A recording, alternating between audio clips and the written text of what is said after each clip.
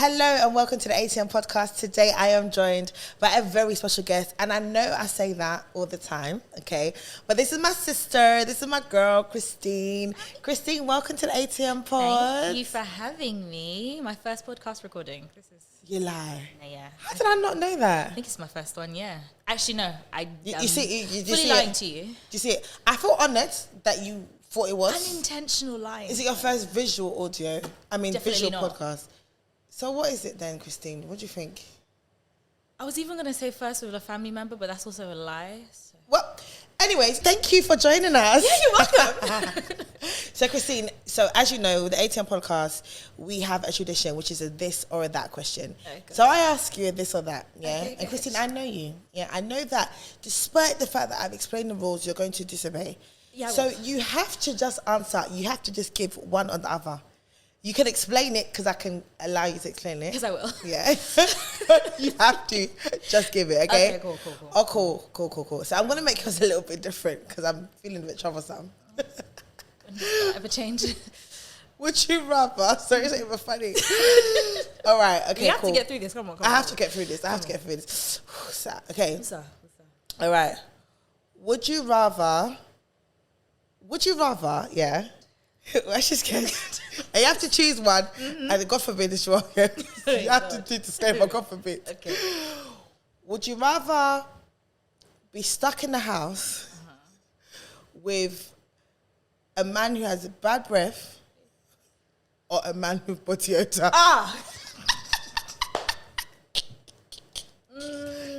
Bad breath or body odor? What's my relationship with this man? Listen, you're going too deep. You see what I'm saying? Just answer the question. Bad breath, body odor. Bad breath, body odor. Which one? Nobody should judge me, please. Body odor. I agree, you know. Because it's the halitosis. It's the halitosis. Yeah. When it's all up in there. Because body odor in your head, you'll be hopeful that one day. Yeah. That, you know. Eventually. And the problem with body odor, it rubs off on you eventually. No, that's disgusting. I can't even lie. With bad breath, you'll say good morning and I'll be like, is it really? Is it really? When your mouth is smelling like that? Is it really a good morning? No, it's true. It's true. Yeah, no, I agree. Okay, topic men, yeah? Still on topic men, would you rather, yeah? Yeah. They're making me teary-eyed. No, this one is a bit easier. Okay. A man with tattoos or a man with piercings? Oh, tattoos. Oh. Can you stop this your shaking there, please? Pastor Christine, stop this your shaking. Sorry. You're coming down there. Tattoos. Do you know what, yeah?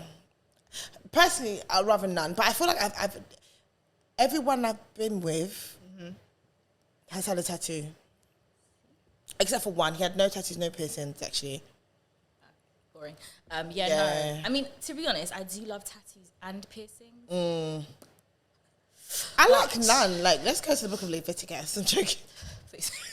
Let's not. Let's not do that. Let's not. Let's not do that. But yeah, no, I love Yeah, you love a bit of a sleeve. Love a bit of a bad boy. Yeah. You know what I mean? You know? Do you know what I love? Like a reformed bad boy, Reformed. I was about to say, I love it. Like, you would look at him and you don't know whether he's doing road or doing Bible study. You just can't tell. Road evangelist or road gangster? You prefer the road evangelist? Not the scary ones that Not the ones that stand outside. Yeah, no, I hear it. Okay. Come to the Lord, my G. Not that.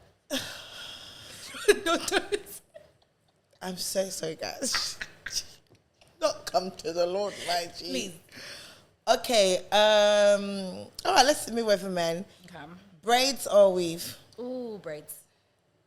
Yeah, you are a braid. I'm a braids girl. You are a braids Not girl. for good reason, though, but I'm a braid girl. When I didn't have money, see the braids. Let's not expose you. The braids. She said braids. But I do love braids. So I think like I do braids once a year. That's it. That's my maximum I can do it.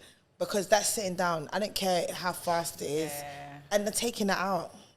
Yeah, it's true. That's too much for me. But you one of those people that thinks your hair is now like to your waist. So no, so cut it. the thing is, I forget how long my hair actually is. So I'm one of those people who cut my hair. Do you see it? I'm not the person that cuts it. I'm here like, this is taking long, let me cut it here. When I know for a fact my hair is significantly longer than that. Yeah. But then I just see it as a trim. It's true. It's just a nice trim. Right? Yeah, silver lining. No. I love me some braids. Yeah. So versatile, you're always ready to go. Always ready to go. But you see, like weave, You have to make You just have to on the thing. No, because the problem is when Yeah. you're doing where's the lace and it's like right there. Oh, it's That's right there. the problem. The lace is there. The lace is there. The parting's not parting. I can see it. I can feel it. I can sense it. Yeah. like that. Well, anyway, that is that for the this or that questions. It wasn't so bad. It wasn't bad. No, it wasn't actually so wasn't bad. bad. No, I feel like I'm just becoming too soft, you know, because every single guest I've had so far has told me that this or that has not been bad, and I don't like that rep for me. I liked it when people had to wrap their brains. Took a long time. Anyway, Christine, thank you again for joining us. So tell us a little bit about Christine. Oh, I hate this question. Same. Because it's like, who am I? I would say biblical baddie. A biblical baddie. God's favorite, for sure. Got the scars to prove it. No, but definitely, I just say like, I am model, creative project manager, Cheers. marketing consultant, Cheers. branding consultant. Cheers. Put some respect on her name. Now all of a sudden I do ministry. Yeah, come on, hallelujah. Is it MSc or MA? Oh yeah, I have a master's degree in marketing and Let brand them management. know. Working for the big boys. Can you be? Sorry. She's a model and an actress, as you can see. Yeah. I actually am. No, this is it. I've actually been in a Nollywood movie with Rita Dominic and Auntie Shola. How did I not know this? Well, I know them. What were you doing? my aunties. What were you doing in the Nollywood movie? Do you know what? I saw an advert on like one of these like Nollywood channels on TV, and then I went for the auditions, and literally, Auntie Shola was there, and Auntie Rita was there. I did my audition in front of them, and I remember Auntie Shola, she stood up at the end. I love it. That's how she said. That's just how she said it. I love it. And I was just like, thank you so much. That's your monologue. It was great. So that was my first time acting.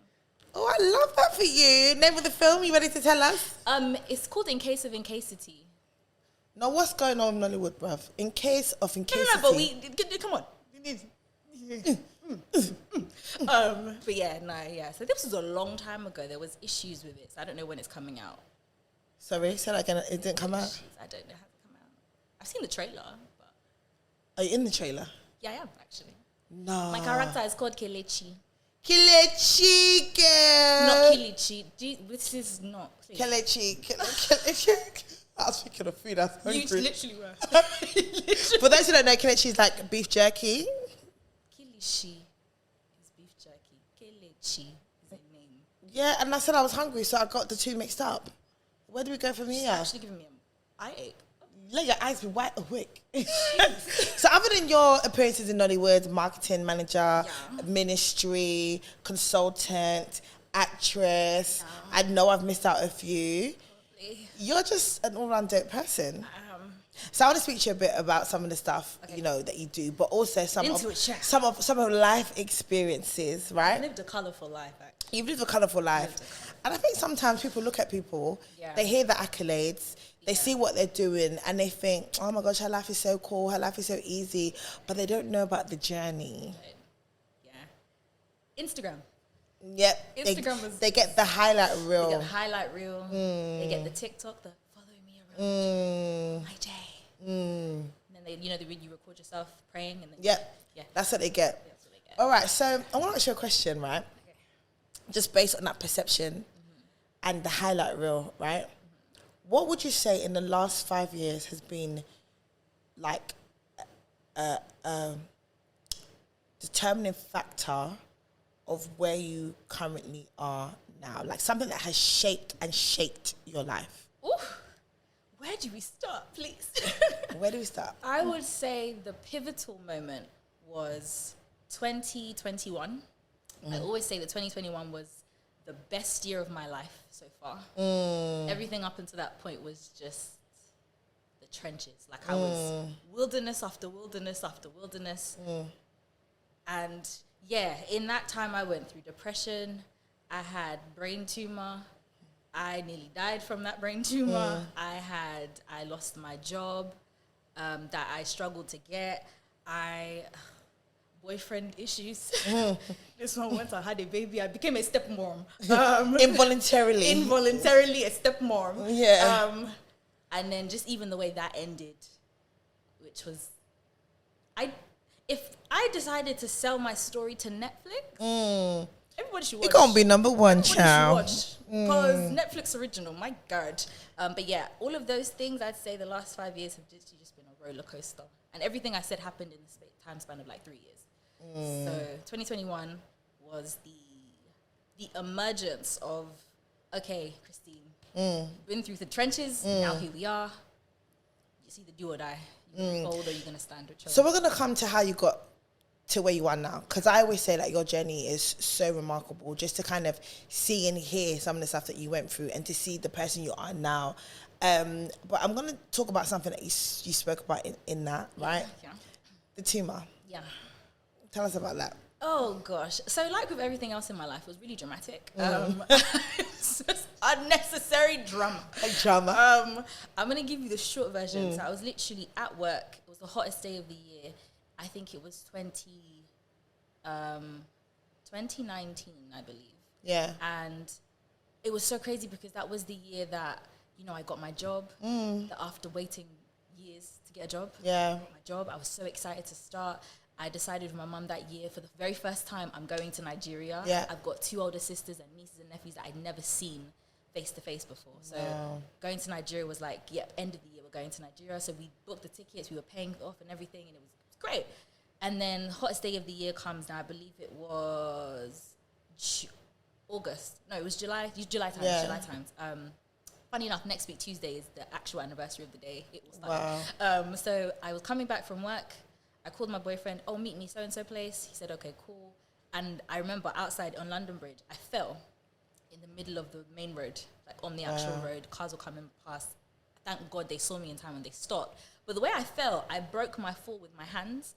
So I just fell, I just hit my knee. Yeah. I was a bit shaken up because I looked up and there was this big old white van. Yeah. I was just there. I was like, oh my God. You know, Londoners, nobody's stopping to ask. No one's stopping to ask for any questions. No one's asking you questions. They're just looking. And people, I think, in hindsight, I think people just assumed I was probably drunk. Yeah. It was the hottest day of the year. And what do Londoners do on the hottest day of the year? They go and drink. Yeah. So I felt no way. Called my boyfriend. I was like, oh my God, babe, I fell. And he was like, what do you mean you fell? And I was like, no, I fell in the street. He was like, should I come and get you? I said, no, it's fine. I'm a bit shaken up, but it's fine. I'll just walk to come meet you. So I went and met him. And then it started to rain. Like that kind of down. Yeah, when it's so rain. Hot and it just when starts raining. Hot, it just starts raining. And where, you know, my house, like it's behind the main road. So it's quite quiet. And when it's raining like that, everybody's inside. Yeah, facts. So I remember looking outside the car. I was like, I've got all this stuff. Okay, you get the stuff. I'm going to quickly run inside. I was like, yeah, no problem. So I'm bracing myself to do my little, you know, that little cutesy jogging run that you do. I got out the car. Bear in mind, there was no road to cross, like we were parked on the pavement. Right in front of the house. I got out, did my little joggy run, and then I blinked. Next minute, I'm on the floor. Wow. And this time, I think I opened my eyes and I'm on the floor. And I couldn't move anything. I could only move this arm. The whole side of my body was completely on the floor. Couldn't move anything, couldn't lift my head. I could just wave this arm. When I looked, it was covered in blood. Oh my God. And all I did was start screaming because I was like, I didn't know what was going on. Yeah. Even my boyfriend at the time, he didn't know because he was getting stuff out of the car. So he looked and he just said, like, you know, I looked and there was nobody there and I just could hear your voice but I couldn't see you. So he ran to me, literally left the car open, left everything on the floor, ran to me, and he had to carry me off the floor because I couldn't move. Wow. And I started to fall asleep. And the first thing they say is like, no, keep her awake because it could be fatal. So fast forward, they made the first ambulance that came, they thought I was drunk. So they didn't actually. And you know what? That whole assumption thing as well. Is bad. They're like, are you sure you haven't had a few? And I was like, I don't drink like that. One, I'm not a date. I'm not even. I'm working. Like I literally just came from work. Like I wouldn't do that. It's not me. And so to the point where they made me walk with a gaping head injury. Because the side of my head was split open, clear. I still have pictures, it's disgusting. The side of my head was split clear open. And they made me walk to the ambulance. And I remember walking past. Yeah, they made me walk to the ambulance. They compressed the head and everything. And I looked and I just saw a pool of my blood on the floor as I walked past. And then I just told my mum, because I went with my boyfriend and my mum was going to come with my sister later. And I said to her, I was like, please clean my blood off the floor. Because why is my blood on the floor? Why is my blood on the floor? I don't understand. Why are they making me walk? I feel lightheaded.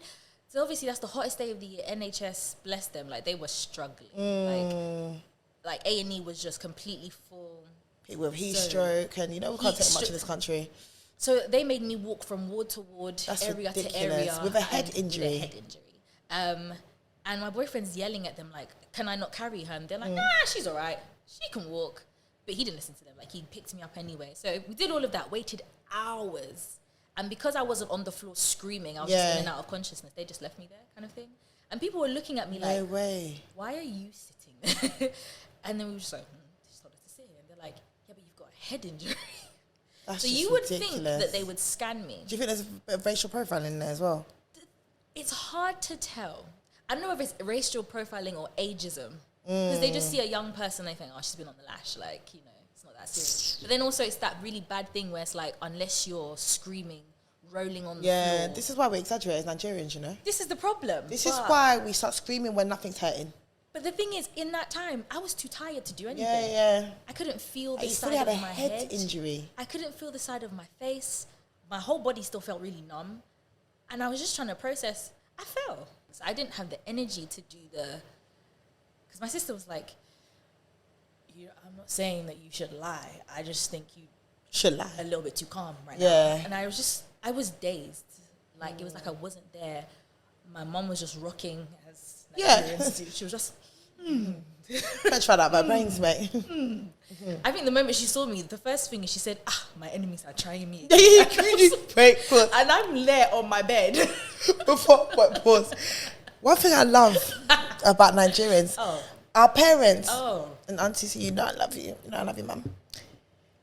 They can always make it about them. Always. Instantly. My enemies are trying me. She said, they are trying me again. Hey! Me.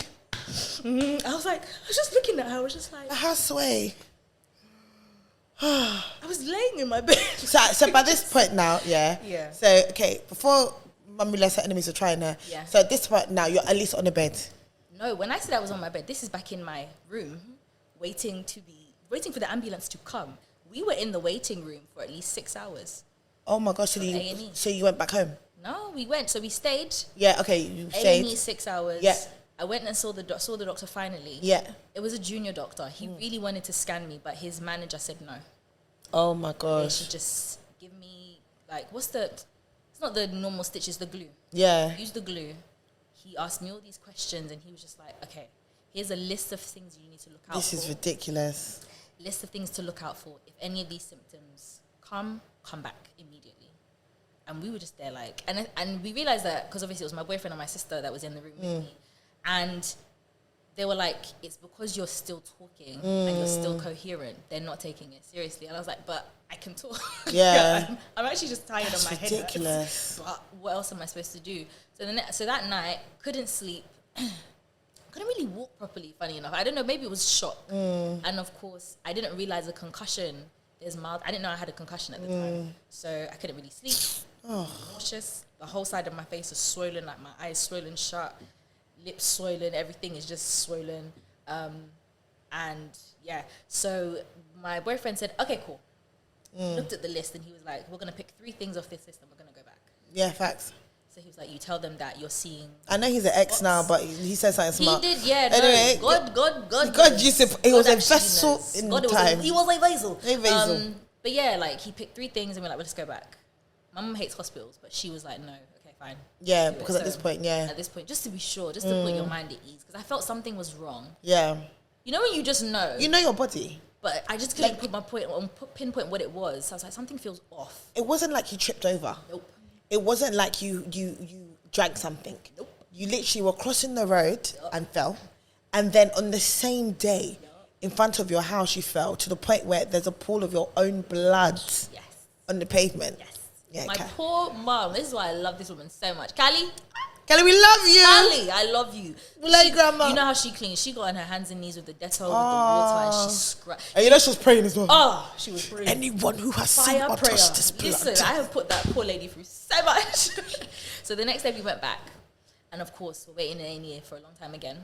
This time, the ambulance that came to pick us up was so angry with the way the first ambulance dealt with me. Because they were like, what do you mean that they didn't put you on the stretcher and they made you walk. Like, are you sure? Yeah. Because they were like, maybe you don't remember. So they were asking my mum, asking my boyfriend, like, are you sure? And they were like, no, this is exactly what happened. And they were just so angry. So they wanted their number, they wanted everything. Yeah, no, you need to report these things. Literally. So, again, long time waiting in A&E again. They now put me in a bed in A&E.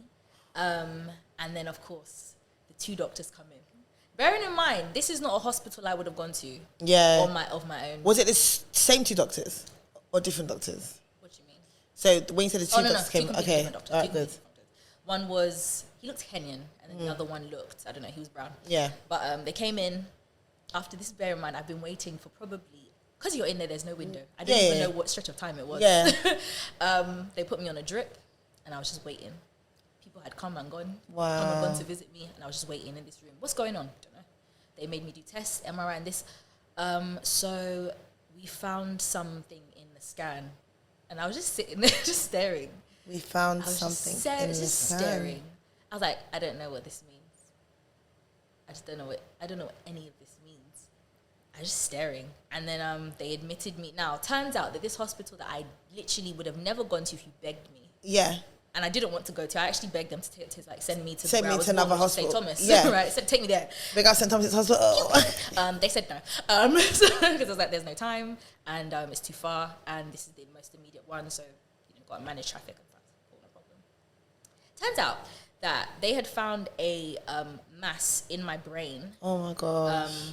But they can't tell you exactly what it is and what it's doing. They can just tell you what they've seen. Yeah. They probably know, but they can't tell you too much. So they said they found a mass in my brain, but don't worry.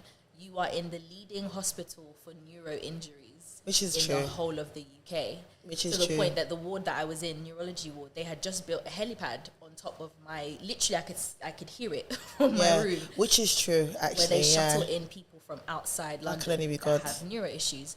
And I was just like, why is any of this my problem? Because no, legit. I came here because I fell down. Now you're like, telling me neuro. how is any of this my issue? Yeah. I don't get it. So again, who was with you when you got this news? oh, so at the time, my boyfriend was with me. My boyfriend was with me. My mum had come and like in and out. So when we told her, I think she just said, Oh. and I'm her baby. I'm the last born. Yeah. So she was just like, irregular. What's that? What does that mean? You know my mom. Like what's that? Like what? What is irregular now? Again, is it not a brain and like, skull? Like what's irregular? What's irregular there? It would be regular in Jesus' name. Amen. And I was just like, okay. At that time, I was dazed. Like, Yeah. you could have been saying, everything was just going over my head. So for the next week, I spent my time in hospital in that ward doing scans upon scans upon scans upon scans upon scans. Then waking me up every like midnight, every few hours to take my blood and check this and check that. And you just started a new job. Yeah. I was 6 months into my job. Wow. 6 months into my job. I had to send pictures to my boss to say, like, I don't know what's going on. Like, I'm not joking. I know I prayed and fasted for this job, but this is where I'm currently at right now. And they were just so confused. They were like, "What the hell's going on, Christine?" I was like, "I don't know. Yeah. I'm just here right now. I have no idea." So, scans. I had to stay in hospital for 2 weeks because I had a concussion. So they had to wait for the swelling in my brain to go down. And then in that time, leading specialist for the type of brain tumor. This is the first time I heard the word brain tumor, and I was like, I don't understand. Wow. I was like, I fell. What do you mean? It's like, oh, it's lucky that, all of the nurses, all the doctors, when they read my file, they all said the same thing, like, you're so blessed that it was found when it was, because I had hydrocephalus. And if you know, in babies, when they have it, you can see it because their head starts to swell. Because it's water that's trapped and it's not being able to move around. In a fully formed adult, you will never see it. Can't see it. You can't tell. The symptoms are headaches. Yeah. The reason things that people get all the time. Literally. So for me, it's like headaches, fatigue, brain fog, and for me, it's just like, oh, I'm low in vitamin C. I'm low in iron. I need to sleep more. I need to drink more water. I need to sleep. So when I would get headaches, I would just sleep. And they were like, no, if you had done that, the reality is because of the size of it. They said it's the size of a large grapefruit. In the back of my head. And it was blocking, like, one vein was working fine, but there was another vein was like drips. Drips. So they're like, if you carry on like this, the reality is that you can just take a nap and decline in your sleep, and at that point, it's just down to time if we So catch it. when they were telling you all of this, like, could you take it in? How did you feel? Like, what was running through your mind? Oh, it was going over my head. It was going over my head. Because in my head, it was just like, this can't be me. No. This isn't my life. This isn't my life. No way. Oh, no. They're not talking to me. They must be talking to someone else. I think I stared at them like I was confused. Because in that time, I had my sister. No, sister didn't even know at this time. I had my mum, my boyfriend in the room, and that was it. My mum didn't tell any of my family until later. Yeah. Because, and the thing is, the specialist was like, this tumour is so rare, I'm the only doctor in the whole of the UK that's operated on it. One other time. That's why he's a specialist. Jesus. Usually he's being flown over here to do all over the world to do talks on this type of tumour because it's so rare. He was like, I've done this surgery on one other patient and they were fine. They're like similar age to you, also a woman. Oh my gosh. So I'm confident we can get it out and you'll be fine. But we just need to act quickly because we don't know how long it's been there. We don't know how fast it grows. We don't know what we're dealing with until we get in, We don't even know if it's cancerous or not until we get in. By the looks of it, I don't think it's cancerous, but to be honest, we don't know. So I was just sitting there, I was just like, absolutely freaking not. And here's why. She said, absolutely freaking not. And here's why. Thanks for making it this far. If you like what you see, please remember to like, comment, and subscribe, and turn on your notification bell so you don't miss an episode. And you know what? In those times, the enemy is very good at ministering to people. I didn't know that there is demonic ministration that can occur in your head. You know, when you just start to remember, this happened to me last year, and this happened to me. So you start thinking it's been there for years. Not even that. I wish it was that. It was the shock of how long have you been there? And because I've gone for MRIs before, and there was never any issue. Like in this, I was just like, how long have you been there? But on top of that, you know, when you just start to think of all of the bad, and I've had, up until that point, I had a series of bad years back to back. Just dramatic things happening back to back. At that point in time as well, it was a regular thing for me to be in hospital for weird things that doesn't make sense. So I was just like, why me? Like, what on earth? Who did I offend? Like, and it was even to the point that my mum, there was a time where she sat with me and she just looked at me. She was like, we need to talk. And bearing in mind, I stayed in hospital for a month. So we need to talk. It's like, what is it? She's like, I don't like the kind of sickness you like to go and pick. We need to really discuss how you like to go and pick sickness. Oh my gosh. And you won't pray? You won't rebuke it? You just be carrying it. Just like, I just don't remember signing up for any. I don't think I did, man. So that was a rough month that I went home for like probably 1 weekend because I had to let the swelling go down, and then my case had to be brought before like a panel of specialists to decide whether they all agree that I should have surgery. So it was just... What was the alternative if there wasn't the surgery? Leave it and just monitor it every year. Oh, hell no. Just leave it and monitor. Because the reality is that in as much as like the medical field is great and there's great advancements, things like our brain is still widely not really understood. It's the most fragile like part it's of a such human. A mystery. Everything in our body, it starts from here, like legit. Like it was a dramatic time. And then of course this was just before COVID. Goodness me. So I had the surgery. The surgery took, fast forward now, I have the surgery. The surgery took probably 12 hours. Wow. They didn't get all of it out because I flatlined during the surgery. Had to have blood transfusion. Sorry? Yeah, it was crazy. But that's 12 hours though. 12 hours. It's supposed to be 8. It lasted way longer than 8. And my mum stayed in the hospital for the whole time. Of course. She refused to sit at her home. We only told family the day before the surgery. And I wonder what was going through her mind. Oh, I don't even, She's a strong woman, so she didn't allow, she came to hospital every single day. Yeah. She saved face, she was fine. No, it's going to be fine. But that day, like when they were prepping me for surgery and everything, and they were talking to her about, okay, well, this is we're going to expect, and we're going to do the incision here. She just broke down into tears. Yeah. And she was just like, just please take care of her. Like, she's all Yeah. fine. Oh, I'm gonna cry. Yeah, Sorry. no, I want to cry too. Yeah. Ooh, Okay. not So, today, yeah. child. Ooh, not the Okay. mascara. Yeah. Yeah, so it was tough. And then, of course, we had the surgery. They did the best they could to get it out. And then it was the road to recovery. The ghetto. The way they entered through affected my short-term memory. My long-term memory is perfect. So when I woke up, I could remember things from when I was 4. Yeah. I could remember the exact thing this auntie said. I could remember the exact party. I remember exactly what I wore. But I couldn't remember what I did for work. Wow. Couldn't remember how to get to work. Couldn't remember how to get to, like, high street. Couldn't remember how to cook my favorite dishes. I couldn't even walk. Like, I had to be taught how to walk again. And that was probably the hardest thing. Sorry. Because growing up, again, I have albinism. So I know you want to get into that. Don't cry. If she cries, I'm going to cry. Okay, I'm not gonna cry. Oh my gosh. Yeah. You know what? I didn't think I need tissues for this. Okay, go on. Go on.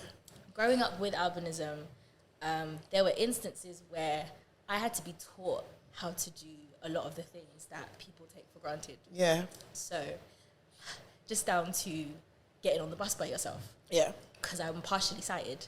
So, technically, I could register as someone that is blind. Yeah. So, I had to be taught how to get on the bus by myself, how to get places by myself, just to be independent. And then for this thing to come, and now, you knew me at the time, like, I was up and down. Yeah. One place. For this thing to come now, and suddenly, Just take you back to I that. need to depend on... I couldn't bath by myself. Like, I had to have my mum in the bathroom with me to bathe me. Because the risk, once you've had surgery, the risk of you having a seizure in the first 4 weeks is very high. Yeah. Couldn't bath alone, couldn't be in the kitchen alone, couldn't stand for long amounts of hours. I couldn't even to have this conversation with you, I couldn't do it. Yeah. Because you don't realize how much your brain is responsible for. It regulates the background noise. It regulates your ability to concentrate on what's happening and then also retain information. So I spent months just sleeping. And I'm sleeping in the day, so I'm not sleeping at night. I'm having like rehabilitation and stuff like that. I'm having all kinds of things. Like, honestly, that time was the ghetto. And then COVID hits, and then because I've just had surgery, I'm considered high risk, so I can't have anyone around me. So I always say to people, like, no, you lot's, like, quarantine started when it started. Mine started way before then, because I couldn't be around people because I was a high risk of if I get sick, it would be worse. And, of course, when my stitches are still healing, simple things like going to the toilet, I can't strain, I can't shout, I can't cry, I can't do much because anything can burst the stitches open. Yeah. Even till now, I still have, because they couldn't remove all of the tumour, I still have I have this dome thing that they've inserted into my brain so that in case it grows back again, they can quickly drain it. Just drain it out. And so it was a really trying time, but my job was so amazing that they kept me. They're a small agency, so they found a solution so that they could still pay me the majority of my salary. Yeah. Even though I wasn't working. And then third lockdown hit, and they had to close. They had to give up their space. Wow. They had to give up their workspace, and then they had to start looking at more cuts, and they're like, Christine, we're really sorry. I'm really sorry, but yeah. And so, boom, I lost my job. Made redundant. And, yeah, that point, I was just like, God, like, I have worked so hard for everything, and it's gone. They cry. Please don't cry. Because I can't even get up to get tissue. I worked so hard for everything, and now, boom, it's all gone. And I don't understand what I did. I don't understand who I offended. I literally just live my life and mind my business. Yeah. But here we are. And in that time, that's when my depression hit.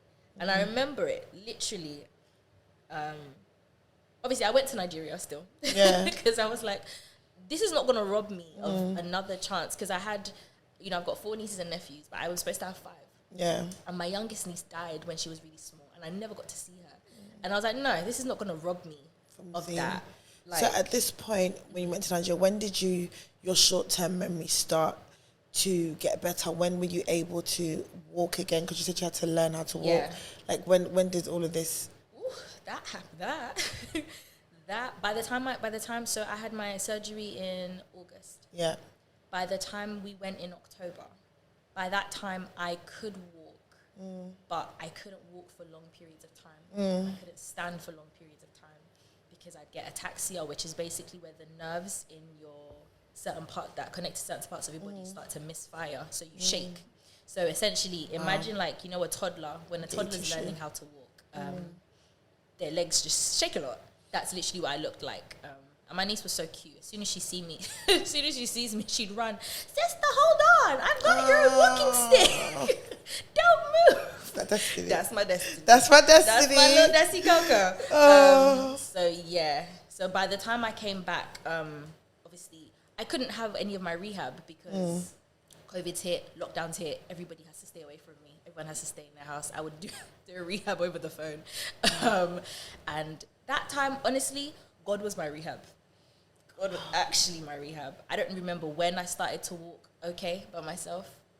I just know that day by day, it started to get better. Till now, I can't walk for long periods of time. I can't stand for long periods of time.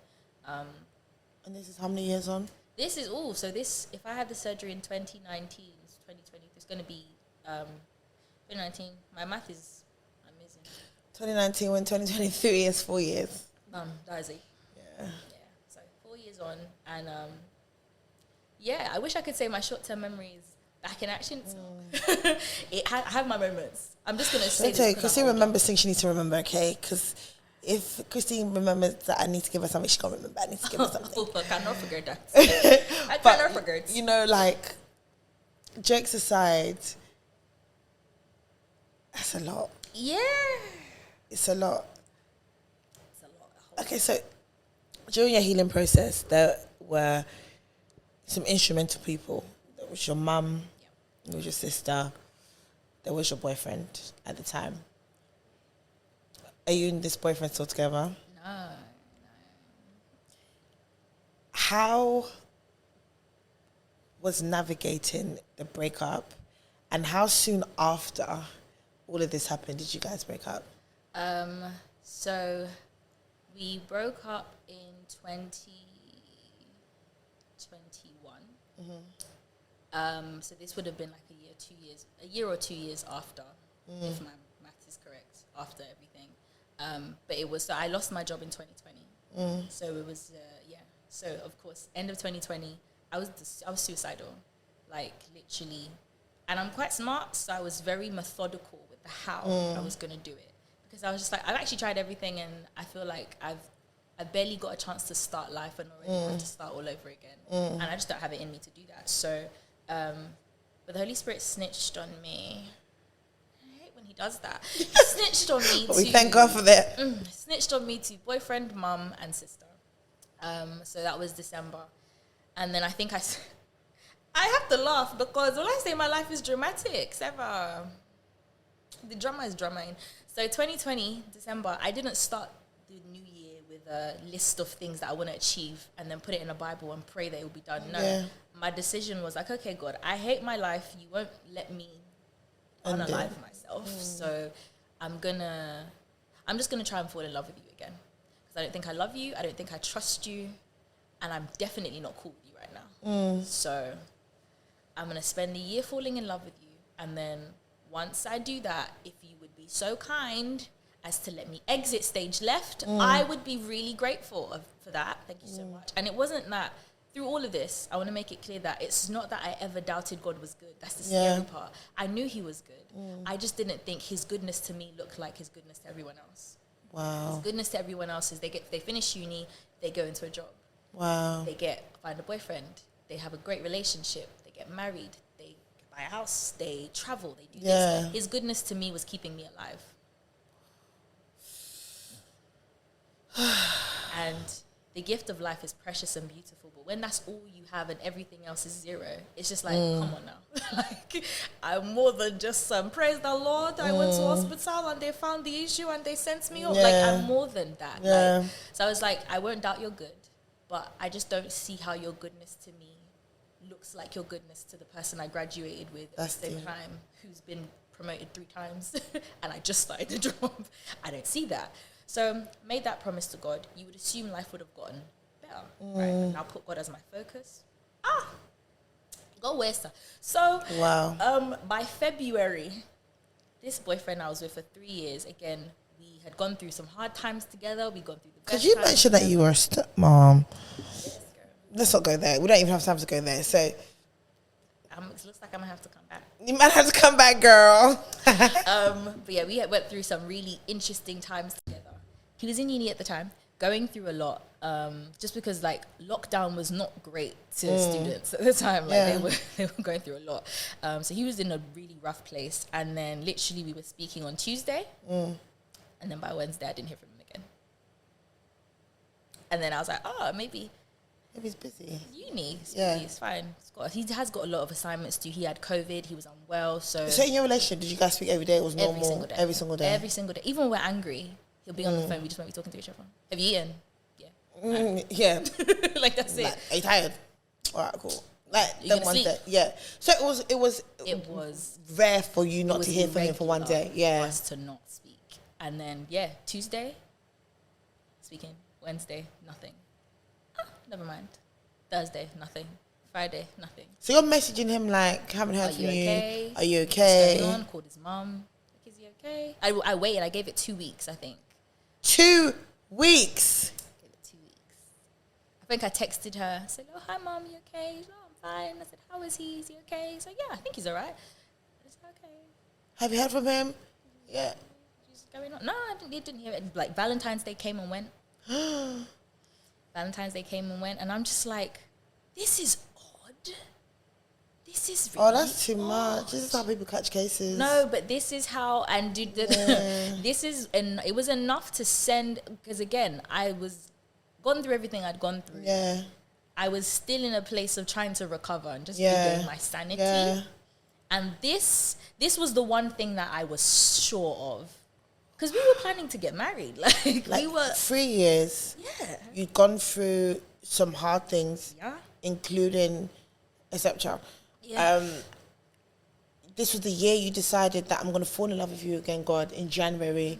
And by February, he ghosted you. And it sounds so crazy. Do you see how my life is dramatic? Because how am I getting ghosted by someone I'd been with for 3 years, please? Not 3 weeks. 3 years. Not 3 months. Not talking stage. This is our parents know each other by first name. His cousins, my cousins. Like you have your siblings, your cousins, like everyone.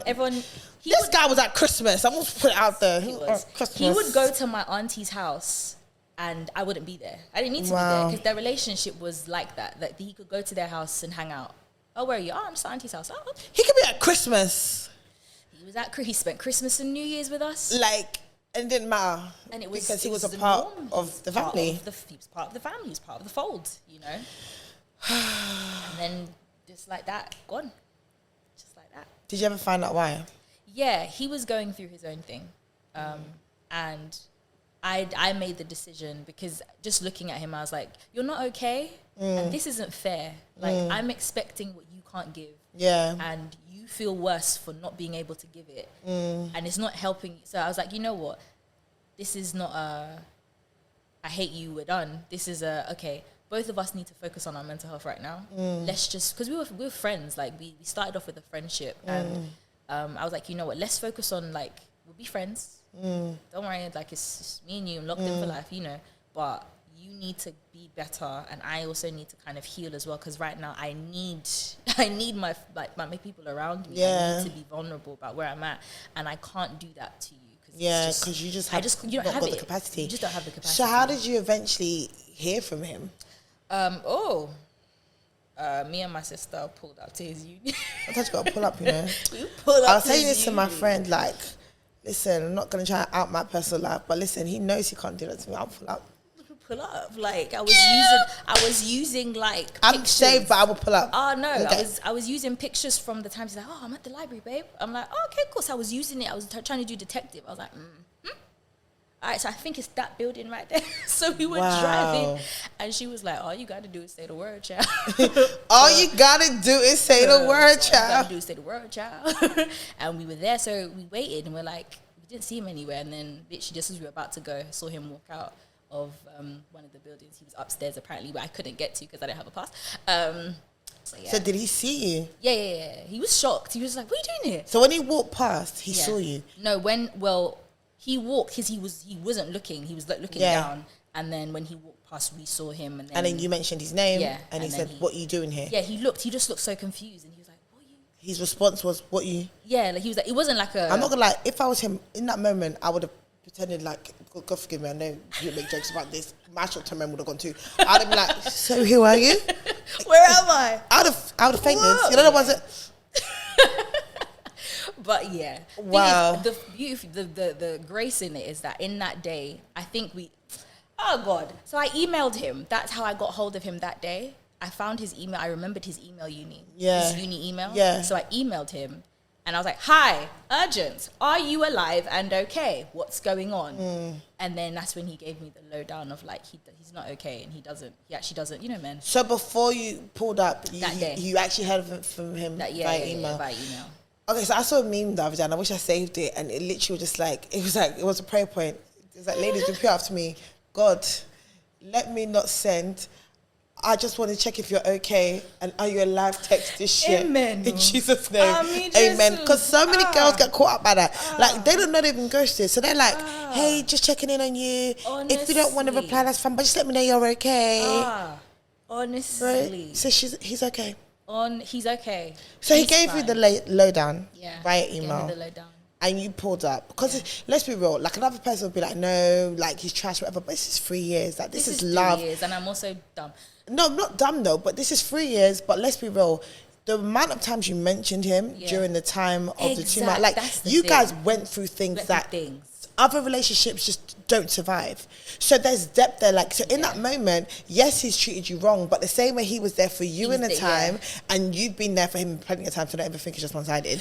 But yet, you're like, you know, this is another opportunity for me to be there for him and show up. Exactly. So you showed up, he said, what are you doing here? And then what next? And then we stood for at least probably 30 to 45 minutes just talking. And because I know him so well, he didn't even need to say much, and I just knew that you're not okay. Like, you know, whatever you think is wrong is deeper than what you've even allowed to process. Like, I could just see it, because it was the person I was looking at was someone that was was miles away from the person that I'd been with for the last 3 years, the person that I'd grown to love, the person that I knew literally like the back of my hand, and it was just like, you're not okay, and this isn't fair on either of us, because I'm hurting, you're also not in the best place. And I think in that it was the hardest thing for me to do, because you know me, Sarah, I'm not like I was not gonna let that man go. I'm gonna stick beside him. That's my man. I'm gonna stick beside him, girl. Even if he's wrong, I'm gonna stick beside him. Wow. But it was the wise decision to make, and in that decision, honestly, it was God, because I cannot lie. I don't even know when the words left my mouth. It couldn't have been me, because that was just that's not even what I went there for. It literally wasn't even what I went there for. You know what? Yeah, when you said Netflix, you didn't mention that was a sequel, part 1, 2, 3, maybe even 4. Maybe. And I know people are gonna hate me. I'm like, Sarah, how dare you stop it right now? But I'm gonna have to bring you back, and we're gonna have to do this. We're gonna have to do a part 2 of this. Let's do it. But before we go, right? One thing I love about your journey is you went through that in February, and I really want to touch on this in the last 5 minutes. You went through that in February after you just said to God, like, God, I want to fall in love with you again that year. This is 2021 year, the year that changed everything.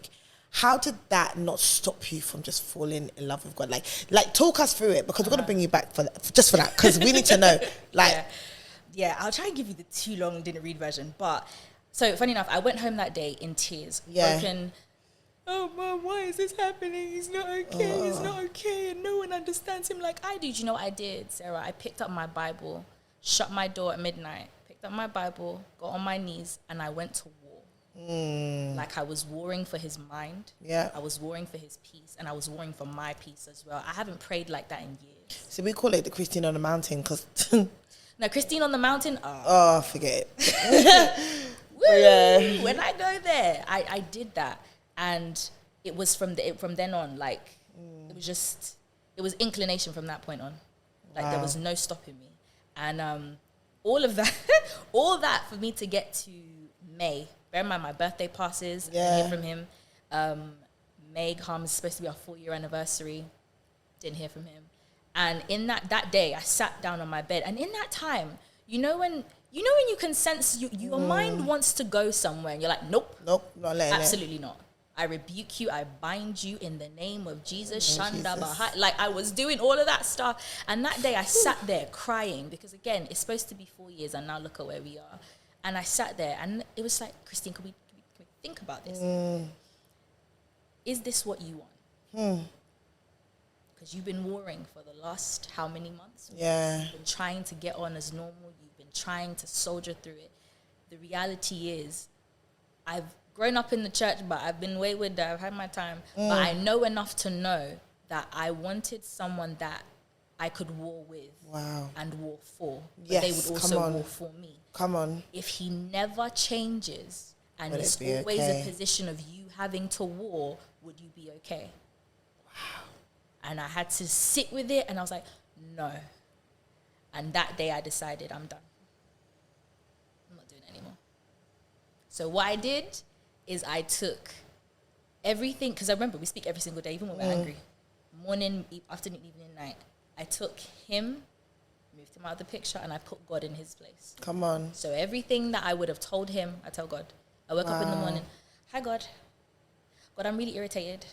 God, I'm not in the mood right now. God, my head hurts. My body's really achy. Like, I literally I made Jesus my boyfriend. I really hate that saying, but that's in your actual reality, that's what you had to do. Reality. And that was how I started my 2021. That's how I continued to the end, and here we are. Wow. Here we are. What the enemy meant for evil, God turned around for good, child. Christine, this has been the best episode I've recorded in the ATM podcast. Thank you. And you have to come back. I know I said it all the time, but you have to come back. I think there's so much more to your story, so much more to, even your relationship with God, like so much more. And there's things that funny thing is, what we said we were going to talk about today, we didn't talk about. And, when I was in the bathroom, because we are really spiritual beings, the Holy Spirit told me that we have to talk about this. And I'm so glad, because I feel like people will hear this and be like, wow, she went through all of that and she did not come out smelling. I can only be God. Christine, in the meantime, before you come back, where can we find you? You can find me on Instagram at Signed Ivory. That's SIGNED. I think that's how you spell it. Ivory, IVORY. That's where I'm at on Instagram. I think the same thing on TikTok as well, and Twitter. Signed Ivory everywhere. And stay tuned, because I forgot to add. Go on. I'm going to add author to my list. Go add author to that list. Very soon. And before we sign off, lastly, one thing you want to say before you come back, because you come back. Okay, cool. I want to say, God desires the real you. And you don't actually know the real you, because you are not the one that made you. 100%, everything that you think is you right now is probably a trauma response. Is probably a defense mechanism. But it's not the real you that God created. And so my encouragement to everybody would be, trust in Jesus. Yeah. Fall in love with Jesus. And if you have a boyfriend, if you have a significant other, if you've ever talked to a guy, you know exactly how to do it, because it's the exact same thing.